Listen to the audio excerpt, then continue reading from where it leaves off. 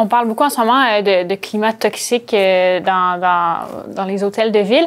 Est-ce que c'est quelque chose que vous avez déjà vécu, du harcèlement, de l'intimidation, que ce soit de citoyens ou au sein même du conseil?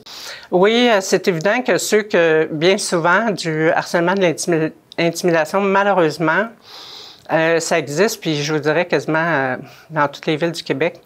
Puis quand vous parlez d'intimidation, oui, à un moment donné, il y a même une personne qui fait des menaces de mort. Moi, je n'ai jamais sorti ça dans les journaux, mais elle a été mise en situation de ne pas avoir à m'approcher, moi ou ma famille.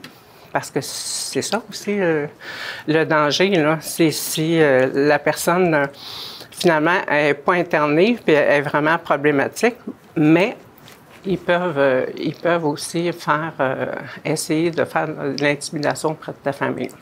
Ça, auprès de ma famille, je ne l'ai pas vécu. En majorité, les citoyens de Sainte-Thérèse, ils sont très respectueux. C'est vraiment plus les situations de politique, petite politique avec un groupuscule qui a amené ça. Est-ce que vous pensez que des situations comme ça peut être, vu qu'on en parle beaucoup en ce moment, ça peut être un frein pour certaines personnes à se lancer en politique? Oui, ça peut être un frein parce que les gens ont une facilité à essayer de détruire la réputation ou l'image de la personne. Est-ce que vous pensez qu'être une femme, être une mère ou une personne marginalisée, c'est quelque chose qui se prête pas toujours bien à la politique? Est-ce que le système de politique municipale est fait pour ces personnes-là? Quand je me suis présentée en 2005, je rencontrais un citoyen, j'ai dit « Est-ce que vous pensez que Sainte-Thérèse est prêt d'avoir une femme à la mairie? » Parce que souvent, dans une ville, on a plus de 275 ans, les gens peuvent avoir aussi un regard, on est prêt, on n'est pas prêt. Puis les réponses que j'ai eues, c'est oui, parce qu'effectivement, je suis rentrée avec une belle majorité, mais pas avec toute mon équipe. À la première élection, puis c'est correct parce que ma méthode de gestion, c'est le consensus, c'est tout le monde ensemble. Tout le monde était surpris de voir que j'ai pas mis quelqu'un de côté.